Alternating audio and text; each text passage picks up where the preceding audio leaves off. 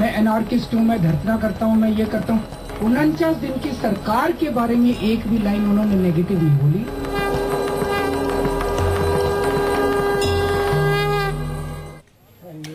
नमस्कार, आप देख रहे हैं न्यूज 24। आपके साथ मैं हूं अखिलेश आनंद। तो इस वक्त की बड़ी खबर यही है कि दिल्ली में चुनावी शंखनाद हो चुका है। 7 फरवरी को वोटिंग है और 10 फरवरी को नतीजे आ जाएंगे। अब से कुछ ही देर पहले इसका ऐलान कर दिया गया। निर्वाचन सदन में, जो दिल्ली में चुनाव आयोग का दफ्तर है, मुख्यालय है, वहां पर प्रेस कॉन्फ्रेंस करके मुख्य चुनाव आयुक्त ने यह जानकारी दी है। तो 7 फरवरी को दिल्ली में वोटिंग है और 10 फरवरी को नतीजे आ जाएंगे। एक ही चरण में यहां पर मतदान है। 24 जनवरी तक नाम वापस लिए जा सकेंगे, जो नामांकन की प्रक्रिया शुरू होगी। तो करीब महीने भर से भी कम का वक्त रखा गया है और इसमें यह पूरी प्रक्रिया संपन्न करवा ली जाएगी। इस पूरे मामले में हम बातचीत करेंगे। भारतीय जनता पार्टी से आरती मेहरा जी मेरे साथ जुड़ गई हैं। आतिशी मर्लिना आम आदमी पार्टी से मेरे साथ मौजूद हैं। अमृता धवन कांग्रेस की नेता भी मेरे साथ जुड़ रही हैं, उनसे भी हम बातचीत करेंगे। विनोद शर्मा जी स्टूडियो मेरे साथ मौजूद हैं, सीनियर जर्नलिस्ट। आपसे भी सर मैं बात करूंगा, लेकिन तो नलिन कोहली को आपने सुना, अपने अपने दावे हैं और बहुत जल्द उन दावों की हकीकत क्या है वो आपके सामने तस्वीर होगी, क्योंकि 10 फरवरी को दिल्ली के नतीजे आ जाएंगे। यानी आपको यह पता चल जाएगा कि दिल्ली में अगली सरकार किसकी बनने जा रही है। तमाम राजनीतिक दल के नुमाइंदे मेरे साथ मौजूद हैं, उनका मैं रुख करूं उसके पहले विनोद शर्मा जी आपसे मैं समझना चाहूंगा, ये जो करीब महीने भर से भी कम का वक्त दिया गया है और इसी में पूरी प्रक्रिया संपन्न हो जाएगी, ठीक है ये? आपको क्या लग रहा है? देखिए, बात यह है कि ये बात सच है कि शायद 30-32 दिन का समय होता है, लेकिन यहाँ सिर्फ 25 दिन का समय है और दिल्ली कोई बहुत बड़ा प्रांत नहीं है और यहाँ प्रचार प्रक्रिया अभी चली रही है। प्रधानमंत्री का बड़ी रैली हुई 2 दिन पहले और उसी तरह से आम आदमी पार्टी और कांग्रेस भी अपने अपने स्तर पे रैलीज कर रहे हैं, छोटी मोटी। ठीक है, तो मैं समझता हूँ कि इस पे कोई बड़ी बहस की गुंजाइश नहीं है। सिर्फ इतना ही है कि आरती जी यहाँ बैठी हैं कि आम आदमी पार्टी ने अपने नामांकन घोषित किए हैं लोगों के कि कौन कैंडिडेट्स हैं उनके, उसी तरह से कांग्रेस की तरफ से भी। लेकिन भारतीय जनता पार्टी की तरफ से अभी तक कोई कैंडिडेचर्स डिक्लेयर नहीं हुए हैं। जी, दिल्ली में विधानसभा चुनाव को लेकर कांग्रेस की क्या तैयारी है, इसी को लेकर दिल्ली कांग्रेस के अध्यक्ष अरविंदर सिंह लवली से खास बातचीत की हमारे संवाददाता राजीव रंजन ने। के चुनाव का ऐलान हो गया है और इस चुनाव में कांग्रेस का चेहरा होंगे कांग्रेस के प्रदेश अध्यक्ष अरविंदर सिंह लवली, जो कि शीला सरकार में बहुत विभागों के मंत्री भी होंगे। लवली साहब, इस बार कहा जा रहा है कि 15 साल के बाद जो चुनाव हो रहा है कांग्रेस की सबसे खराब पोजीशन में और चुनाव का ऐलान हो गया, सारी जिम्मेदारी आपके कंधों पर है, तो किस तरीके से? देखिए, बिल्कुल ऐसा नहीं है। दिल्ली के लोग बहुत समझदार हैं, उन्होंने 15 साल कांग्रेस का काम देखा है।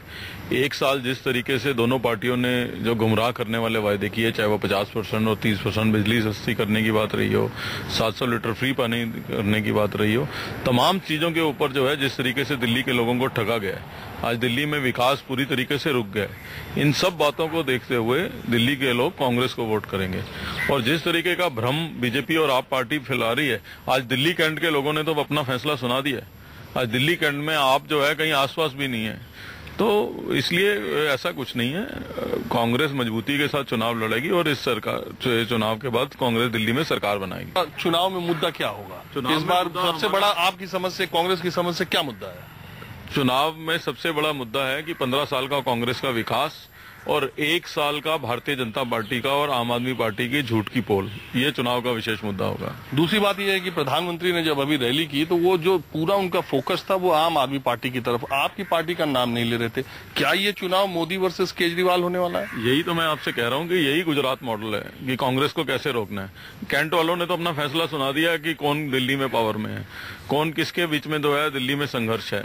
तो ये तो दिल्ली की कैंट की जनता ने तो बनारस के कैंट के चुनाव में बीजेपी सारी तो वही आपको कह रहा हूँ ना। तो अल्टीमेटली तो इनके कहने से क्या होता है। और दूसरा, नरेंद्र मोदी जी जिस तरीके की बातें रामलीला मैदान में कर गए हैं कि दिल्ली को 24 घंटे बिजली देंगे, दिल्ली में तो 24 घंटे बिजली आती थी नवंबर से पहले। ये तो जब से इनके कदम पड़े हैं तब से ही 5-5, 6-6 घंटे जानी शुरू हुई है।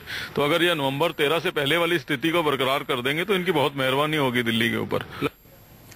चलिए, तो चुनावी सरगर्मी तेज है, तमाम दावे किए जा रहे हैं, वादे किए जा रहे हैं। इन सबके बीच आरती मेहरा जी, मेरा आपसे सवाल है कि चुनाव की तैयारियों में आप लोग कहीं पीछे तो नहीं है। अगर मैं आम आदमी पार्टी और कांग्रेस की बात करूं तो वहां करीब करीब उम्मीदवारों के नाम का ऐलान हो चुका है। आपके यहाँ भी ऐसा कुछ हुआ नहीं है? बिल्कुल पीछे नहीं है। ट्रेलर अभी आपने देख लिया। अभी कौन सा ट्रेलर? बनारस वाला? नहीं, दिल्ली कैंट का ट्रेलर देखा आपने? बनारस कैंट मत भूलिए, वहां पे बीजेपी समर्थित सारे उम्मीदवार हार गए हैं। नहीं, मैं अभी दिल्ली की बात कर रही हूँ। दिल्ली के चुनाव में हम जा रहे हैं, पूरी तरह से तैयार हैं और कैंडिडेट भी 2 दिन के अंदर डिसाइड हो जाएंगे। लीडरशिप पूरी तरह से अपना माइंड बना चुकी है और फिर मोदी जी की जो विश्वसनीयता है, जो बीजेपी के पास ना मुद्दा है ना चेहरा है। चलिए, मुद्दे की बात पर तो तमाम सवाल खड़े होंगे, लेकिन चेहरे की बात की जाए, अब तो चुनाव की तारीखों का ऐलान तक हो गया है। अब तो बता दीजिए कि मुख्यमंत्री पद के लिए कौन है बीजेपी में उम्मीदवार?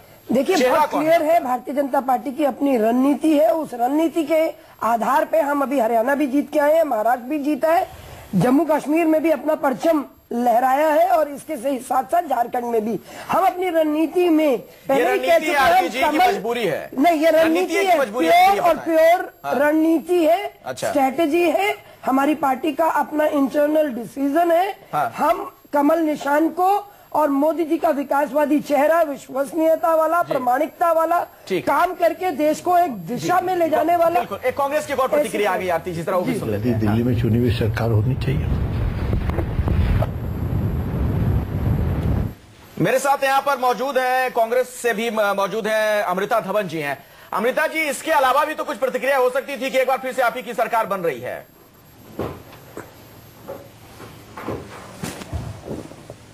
अमृता धवन शायद मेरे साथ मौजूद नहीं है। आतिशी मेरे साथ मौजूद है, आतिशी मरलेना, आम आदमी पार्टी की नेता हमारे साथ हैं, प्रवक्ता भी हैं। आतिशी, चलिए ठीक है, चुनाव की तारीखों का तो ऐलान हो गया, लेकिन मेरा सवाल आपसे यह है कि आज ही दिल्ली कैंट का नतीजा आया, वहां पर 8 में से सिर्फ 1 सीट पर आप लोगों को जीत मिली है। किस आधार पर आपको लग रहा है कि दिल्ली में झाड़ू चला पाएंगे? नोट उछाल रहे हैं। भारतीय जनता पार्टी कह रही है कि अरविंद केजरीवाल। देखिए, दिल्ली कैंट में अगर आप देखिए, दिल्ली कैंट एक लोकलाइज चुनाव होता है, जिस प्रकार बनारस कैंट एक लोकलाइज चुनाव था। प्रधानमंत्री इस्तीफा नहीं दे रहे हैं क्योंकि बनारस में बीजेपी सारी सीट्स हार गई है। आप अपने स्टूडियो से बाहर निकलिए, दिल्ली में 10 लोगों से बात करिए। दिल्ली में सिर्फ आज के दिन एक ही चेहरा है, एक ही क्रेडिबल चेहरा है, वो है अरविंद केजरीवाल। दिल्ली के लोगों को पता है कि उनकी समस्याओं का समाधान अगर एक व्यक्ति कर सकता है, वो है अरविंद केजरीवाल। अगर एक पार्टी है जो दिल्ली के लिए एक विजन लेके आ रही है, वो है आम आदमी पार्टी, जो बिजली के दाम आधे करेगी, जो लोगों को पानी पहुंचाएगी, जो दिल्ली को वाईफाई करेगी। और किसी पार्टी के पास दिल्ली के लिए ना तो नेता है ना विजन है। और जो आज नोट उछाला आपके पार्षद ने, नंदकिशोर बेनीवाल के समर्थक ने, उसके बारे में क्या कहेंगे आप?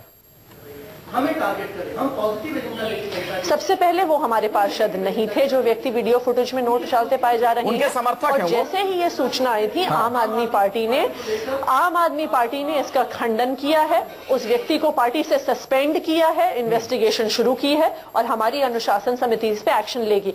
आप बताइए कौन सी दूसरी पार्टी है जो इतनी जल्दी किसी पे एक्शन लेती है? चलिए ठीक है, आप चुनौती दे रहे हैं कि कोई ऐसी पार्टी नहीं है जो फौरन एक्शन लेती है। लेकिन विनोद शर्मा जी, मेरा सवाल यह है, हालांकि कांग्रेस से अभी मेरे साथ कोई प्रतिनिधि जुड़ नहीं पाया, नहीं तो मैं उनके पास जाता। कुल मिलाकर जो तस्वीर दिख रही है उसमें ऐसा लग रहा है कि अरविंद केजरीवाल और नरेंद्र मोदी साहब के बीच मुकाबला होने जा रहा है दिल्ली में। क्या आप इससे सहमत हैं? नहीं, मैं समझता हूं कि ये जो इलेक्शन होगा, ये मेरी जाती राय है, ये इलेक्शन अरविंद केजरीवाल की शख्सियत के आसपास घूमेगा। अब उसके चैलेंज में प्रधानमंत्री को उतारें, जो कि मैं समझता हूं बहुत लॉजिकल बात नहीं है, क्योंकि मुख्यमंत्री तो नहीं होंगे प्रधानमंत्री। और फिर जो थोड़ा सा एक कॉन्ट्रडिक्शन है, मैं समझता हूं कि भारतीय जनता पार्टी को अपनी टॉकिंग पॉइंट्स को थोड़ा सॉर्ट आउट करने की जरूरत है, क्योंकि वादा किया था 2014 के इलेक्शन में कि स्टेटहुड पूरा देंगे दिल्ली को, लेकिन हमने सुना जो प्रधानमंत्री की रैली थी उसमें कि भाई एक ही सरकार होनी चाहिए केंद्र में और प्रांत में, ताकि प्रांत की सरकार सुचारू रूप से चल सके। और बहुत से ऐसे मुद्दे दिल्ली में हैं जो केंद्र के अधीन हैं। अब अगर ये बात आप कर रहे हैं तो उसका मतलब आप सिरे से नकार रहे हैं स्टेटहुड के सवाल को। ये आसान नहीं है स्टेटहुड देना, लेकिन चूंकि वादा किया था, मैं समझता हूं कि आज के दिन भारतीय जनता पार्टी को उस पर क्लैरिफिकेशन देना चाहिए। तो दिल्ली में 7 फरवरी को मतदान है और 10 को नतीजे आ जाएंगे। ऐसे में जाहिर तौर पर चुनावी सरगर्मी बहुत ज्यादा तेज है। स्टूडियो में मेरे साथ आरती मेहरा मौजूद हैं, भारतीय जनता पार्टी की वरिष्ठ नेता। आरती जी, आपके लिहाज से दिल्ली की जनता के लिए सबसे बड़ा मुद्दा क्या है? दिल्ली की जनता के लिए मुद्दे 15 साल तक कांग्रेस का शासन रहा, बिजली भी अपने आप में एक बहुत बड़ा प्रश्न है। ठीक है। और बिजली का जो प्राइवेटाइजेशन जिस तरीके से हुआ था और जो बिजली के बिल बढ़े, और आज जो बात की है प्रधानमंत्री जी ने जनरेटर फ्री दिल्ली की और सर्विस प्रोवाइडर की चॉइस की, इसके साथ ही साथ पानी बहुत बड़ा मुद्दा है। बीच में एक मिनट, एक सेकंड 7 महीनों में एक सेकंड क्यों नहीं ऑर्डर? प्लीज आप बात रखने में आप अपने वक्त पे बोले के लिए तो बता दीजिए, आप अपने वक्त पे बोले प्लीज। देखिए चुनाव इसीलिए चुने हो रहे हैं कि सरकार मिले, वो सरकार मिले जो आप दिल्ली की जनता को बिजली, आपने दिल्ली की जनता के साथ विश्वासघात किया, लेकिन आतिशी से चले गए, इसीलिए ये सरकार के चुनाव हो रहे हैं। दिल्ली को सरकार मिले, अभी सरकार नहीं थी, राष्ट्रपति शासन। नहीं, लेकिन राष्ट्रपति शासन में सरकार तो एक तरह से आप ही लोग चला रही थी। केंद्र में जिसकी सरकार है, होम मिनिस्ट्री आपके पास है, सब कुछ आपके पास है। दिल्ली में आप शासन कर ही रहे थे एलजी के माध्यम से। बिल्कुल, देखिए ऐसा है कि सरकार तो बिजली के दाम क्यों नहीं कम किए 30% जैसा आपने वादा किया था? मैं इस पे विस्तार से बात करूंगा। तो इंतजार की घड़ियां आखिरकार खत्म हुई। 7 फरवरी को दिल्ली में चुनाव है और 10 तारीख को नतीजे आ जाएंगे। इन सब के बीच दिल्ली में बीजेपी की तैयारियों को लेकर दिल्ली बीजेपी के अध्यक्ष सतीश उपाध्याय से खास बात की है न्यूज 24 संवाददाता कुमार कुंदन ने। सुनिए। विधानसभा में नरेंद्र मोदी वर्सेस अरविंद केजरीवाल होगा या फिर कुछ और? मुझे जरूरत नहीं है। There is no match between Narendra Modi and Arvind Kejriwal. Bharatiya Janata party सक्षम है केजरीवाल साहब को जवाब देने के लिए, और हमारे जो मुद्दे हैं उनका जो झूठ है, विकास वर्सेस झूठ की राजनीति दिल्ली में चुनाव उस पर होने वाला है, और जो झूठ है उसका पर्दाफाश निश्चित रूप से होगा। जो झूठ की फैक्ट्री है वो बंद होगी। सबसे बड़ा मुद्दा क्या होगा? ये तमाम मुद्दे हैं दिल्ली के विकास के मुद्दे हैं, दिल्ली के डेवलपमेंट का मुद्दा है। दिल्ली में तमाम तरह की जो प्रॉब्लम्स हैं जो सामने दिखाई दे रही हैं वो अपने आप में बड़ा मुद्दा है। 15 साल से दिल्ली का हाल क्या हुआ है? 1 साल के अंदर दिल्ली के विकास की गति रुक गई। दिल्ली जितनी आगे बढ़नी चाहिए थी नहीं बढ़ी। किसके कारण से? कौन जिम्मेवार है इसका? दिल्ली जो 1 साल पीछे गई है इसका जवाब कौन देगा? बहुत सारे ऐसे मुद्दे हैं जो झूठ की बुनियाद पर राजनीति हो रही है, उसका पर्दाफाश निश्चित रूप से होगा और भारतीय जनता पार्टी अपनी सरकार बनाएगी। एक आखिरी सवाल, टिकटों अगर और दूसरे कमेटी वर्ग की बात की जाए तो इस मामले में पार्टी थोड़ी पीछे लग रही है। ये आपका परसेप्शन है, ये आपका परसेप्शन है। पार्टी में कभी भी चुनाव से पहले टिकटें डिक्लेयर नहीं हुई है। चिंता मत करिए, 60 सीटें हम 70 सीटें पूरी लड़ेंगे और सारी कमेटियां ऑलरेडी बन चुकी हैं। हमने अनाउंस कर दिया है, उम्मीदवार 70 लड़ेंगे और पार्टी हमारी सरकार बनाएगी। निश्चित रूप से इस उम्मीद के साथ कि पार्टी चुनाव में जीतेगी, और सतीश उपाध्याय का ये कहना था। कैमरामैन राकेश के साथ कुमार कुंदन, दिल्ली, न्यूज़ 24। और चलिए सीधे आपको लिए चलते हैं। आम आदमी पार्टी की प्रवक्ता आतिशी मंडलीना मेरे साथ लगातार जुड़ी हुई हैं। आतिशी, आपने सुना सतीश उपाध्याय को जो कि दिल्ली में बीजेपी के अध्यक्ष हैं, उनसे जब न्यूज 24 संवाददाता ने सवाल पूछा कि क्या मुकाबला मोदी और केजरीवाल के बीच है, उसमें कहां है बीजेपी, तो उनका कहना है कि कोई मैच ही नहीं है केजरीवाल और नरेंद्र मोदी साहब के बीच में। वो कंसीडर भी नहीं कर रहे हैं आपको। बिल्कुल सही बात है सर, कोई मैच नहीं है इन दोनों के बीच में। एक हमारे देश के प्रधानमंत्री हैं और वो प्रधानमंत्री रहेंगे, एक हमारे यहाँ पे भावी मुख्यमंत्री हैं अरविंद केजरीवाल, और एक है बीजेपी का खाली चेहरा जो बीजेपी ने एक तरह से प्रश्न चिन्ह बना के रखा हुआ है। दूसरी बात, सतीश उपाध्याय जी की बात सुन के ये भी स्पष्ट हो गया कि दिल्ली के मुद्दे क्या है उन्हें पता भी नहीं है। ना उन्होंने पानी की बात करी, ना उन्होंने बिजली की बात करी, ना उन्होंने शिक्षा की बात करी, ना कॉलेजेस की बात करी, ना वाईफाई की बात करी। भाजपा के पास सिर्फ शब्दों की राजनीति है, भाजपा के पास दिल्ली के लिए विजन नहीं है, भाजपा के पास दिल्ली के लिए नेतृत्व नहीं है। आम आदमी पार्टी एक पॉजिटिव एजेंडा लेके आई है। आम आदमी पार्टी दिल्ली के युवाओं को नौकरियां दिलवाने वाली है। आम आदमी पार्टी 20 नए कॉलेजेस खोलने वाली है। आम आदमी पार्टी बिजली के बिल भागे क्यों थे फिर? आम आदमी पार्टी यही सब आप तब भी कर सकते थे जब दिल्ली की जनता से रेफरेंडम लेके आए थे। रेफरेंडम लेके आए थे, बिना रेफरेंडम के प्रधानमंत्री की दौड़ में क्यों दौड़ लिए थे? तब हमारे पास पूर्ण बहुमत, आपको बहुमत मिल चुका था, आपने बहुमत क्यों लिया? बच्चों की बहुमत के साथ वापस आने वाले हैं। आप हमेशा झूठ की गुमराह करने की पॉलिटिक्स करते रहते हैं। आपको याद होगा, बुझ जाते चिराग अपनी गलतियों से हर बार याद होगा नहीं होता। डॉक्टर हर्षवर्धन ने तो पहले दिन ही कह दिया कि हमारे पास मैंडेट नहीं है, हम नहीं करेंगे, हम सशक्त विपक्ष की भूमिका में बैठेंगे। हम विपक्ष में बैठे थे, आप अपना लोकपाल भी भूल गए, आप स्वराज भी भूल गए, और आपने सिर्फ और सिर्फ जनता को गुमराह किया। आपको लगा जैसे दिल्ली में 28 आ गए, ऐसे आप देश में भी आ जाएंगे। प्रधानमंत्री के लिए दौड़ पड़े।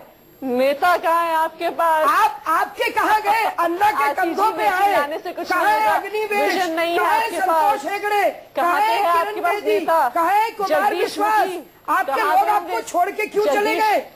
बड़ी बड़ी बातें करने वाली, सिद्धांत की पॉलिटिक्स करने वाली आज नोट उछालती है। आरती जी, आपके पास दिल्ली के लिए एक भी मुद्दा नहीं है। सतीश उपाध्याय की स्पीच देख लीजिए, उन्होंने दिल्ली के एक की बात नहीं। चलिए ठीक है, मैं विनोद शर्मा जी को अब चर्चा में लाना चाहूंगा। आतिशी और आरती जी, एक मिनट। विनोद शर्मा जी भी मेरे साथ स्टूडियो में मौजूद हैं। आतिशी, मैं एक कमेंट उनसे ले लेता हूँ, सीनियर जर्नलिस्ट है, दिल्ली की राजनीति को बखूबी समझते हैं विनोद जी। नहीं सर, एक सेकंड। अच्छा, छोटे में, बिल्कुल छोटे में आतिशी। प्रधानमंत्री जी ने भी अपने भाषण में सिर्फ एक चीज का मेंशन किया है, वो भी एक बिजली का छोटा सा मुद्दा जो आम आदमी पार्टी। चलिए ठीक है, मैं मुद्दों पे आता हूँ, लेकिन विनोद जी आप भी दिल्ली की राजनीति को समझते हैं। एक मिनट आरती जी, एक मिनट। क्या विनोद शर्मा जी आपको लगता है कि ये दो चेहरों के बीच में दिल्ली के जो असल मुद्दे हैं वो गुम हो जाएंगे इस बार चुनाव में? नहीं, ऐसा नहीं है। देखिए, मेरी बात सुनिए आप, कि अरविंद केजरीवाल जब शुरू में आए तो अरविंद केजरीवाल एक मैक्सिमलिस्ट थे। उनको ना 100% डील चाहिए होती थी हर चीज में, और मैं उस वक्त ये बात बार बार परस्पर उनको कहा करता था कि राजनीति में और जीवन में कभी ऐसा नहीं होता है कि जो आप मांगे वो आपको संपूर्ण रूप से मिले। अगर आपको 60% या 70% भी मिलता है तो आपको उसको बाखूबी लेना चाहिए और उस पर बाद में बिल्ड करना चाहिए उस सक्सेस पे। लेकिन अब जो मैं उनका रूप देखता हूं, मैं समझता हूं कि जिंदगी के थपेड़ों से और राजनीति के थपेड़ों से वो थोड़े मुझे मेलोड लगते हैं और ज्यादा फ्लेक्सिबल लगते हैं, और राजनीति तो अकोमोडेशन और फ्लेक्सिबिलिटी को ही कहा जाता है।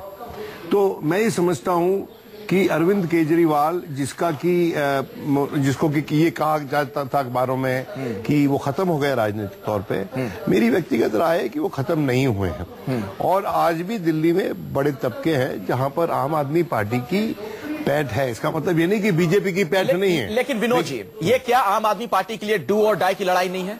करो या मरो की स्थिति नहीं है? देखिए, अगर आम आदमी पार्टी अगर हाइपोथेटिकल सिचुएशन है, ये तो कहते हैं हम सरकार बनाएंगे, लेकिन अगर आम आदमी पार्टी बड़े विपक्ष के रूप में भी उभरती है तो, और फिर असेंबली चलती है, तो फिर मेरा यह मानना है कि जो बात दिल्ली की असेंबली में हुआ करेगी वो देश भर में गूंजा करेगी। क्योंकि एक चीज आम आदमी पार्टी के पास जो है वो ये है कि इन पे कोई लांछन व्यक्तिगत रूप पे इनके नेताओं पे नहीं है। इनकी वर्किंग शैली पे सवाल उठते हैं, इनकी सेल्फ राइटियसनेस पे सवाल उठते हैं। ये किसी और को ईमानदार नहीं मानते हैं। वो अच्छी बात नहीं है, क्योंकि ईमानदार बहुत तेरे हैं जो आम आदमी पार्टी में नहीं है। ये पूरे देश में ईमानदार बसते हैं, बड़े लोग हैं। लेकिन कुछ मुद्दों पे जब ये बोलते हैं, और ये जो भगोड़े का इनको दिया गया, ब्रांड किया गया, मैं बड़ा हैरान था कि भारत की राजनीति में जो कोई सत्ता का परित्याग करता वो नजर आता था पहले, उसको तो लोग पूछते थे। जी, आरती मेहरा जी, और इनको डिकंस्ट्रक्ट कर दिया गया इसी मुद्दे पर। सत्ता का परित्याग उन्होंने किया, उसको इस तरह से आप लोग क्यों नहीं लेते हैं? और अभी भी सीधे भगोड़ा रणछोड़, पलटी मार। भगोड़े के साथ में एक और शब्द जोड़ती हूँ, अच्छा, कि इन्होंने पलटी मारी। अच्छा, तब रेफरेंडम क्यों नहीं लिया?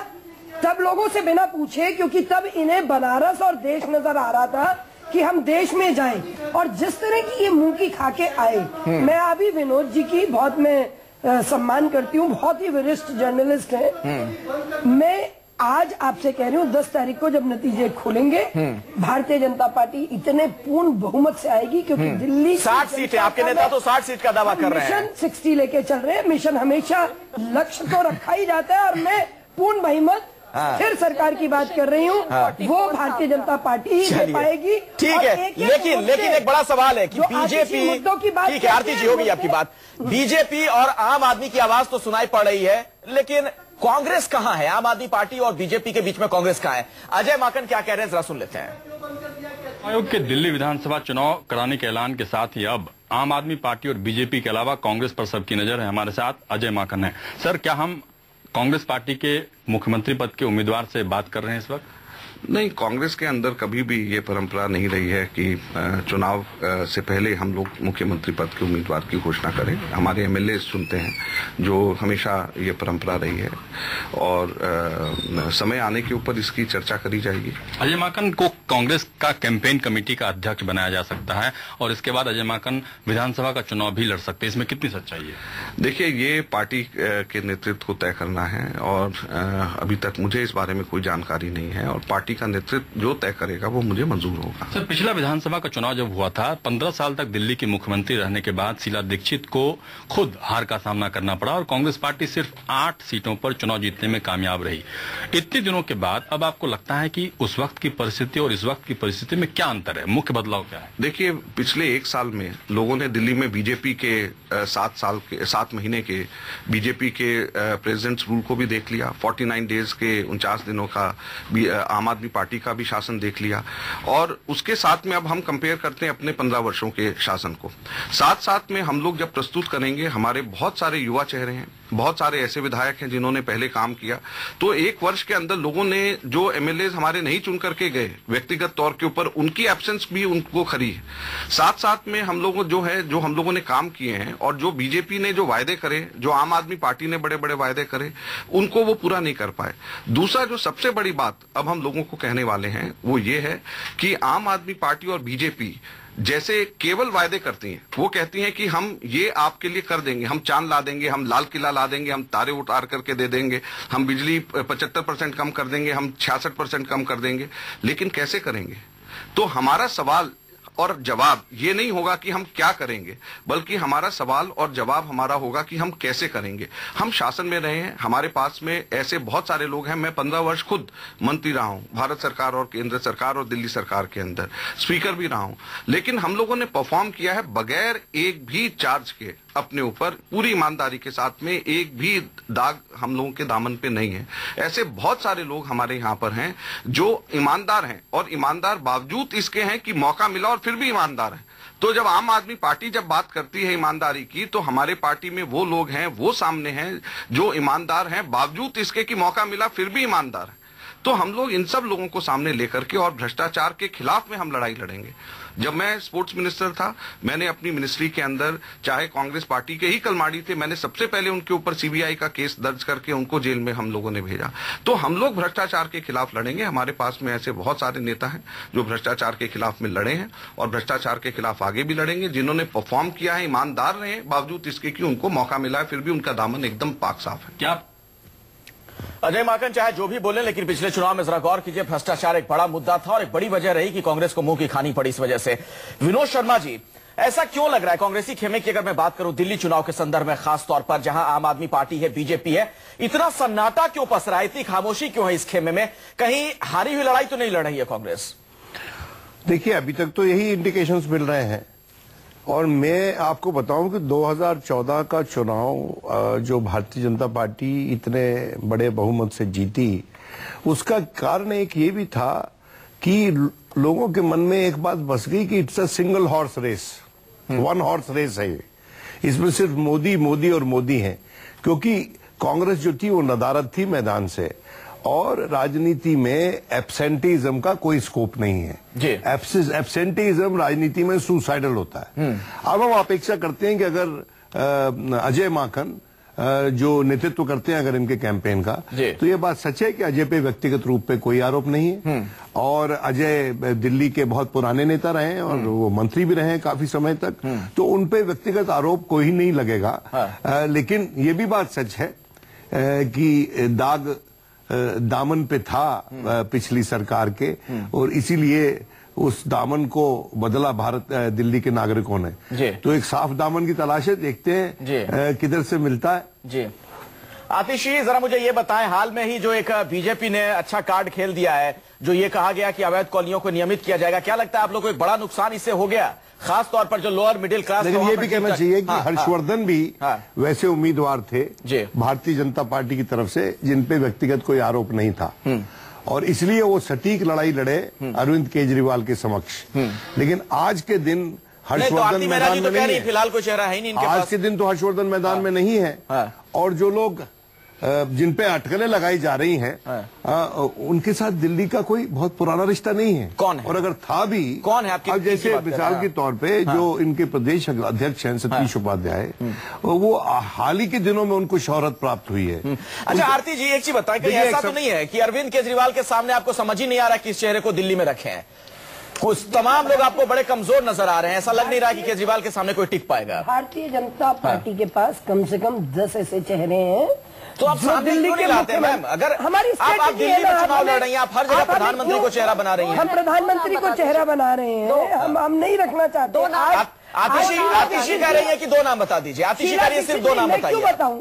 जो काम मेरा पार्लियामेंट्री बोर्ड करेगा मैं उसको क्यों बोलूं? मैं जो चीज मेरे अधिकार क्षेत्र की नहीं है, मैं कार्डर बेस्ड पार्टी की अराजक पार्टी की सिपाही नहीं हूँ। मैं आम आदमी जैसे अराजक पार्टी की सिपाही नहीं हूँ। मैं एक कार्डर बेस्ड पार्टी की, एक रिस्पॉन्सिबल पार्टी की, एक रिस्पॉन्सिबल कार्यकर्ता हूँ।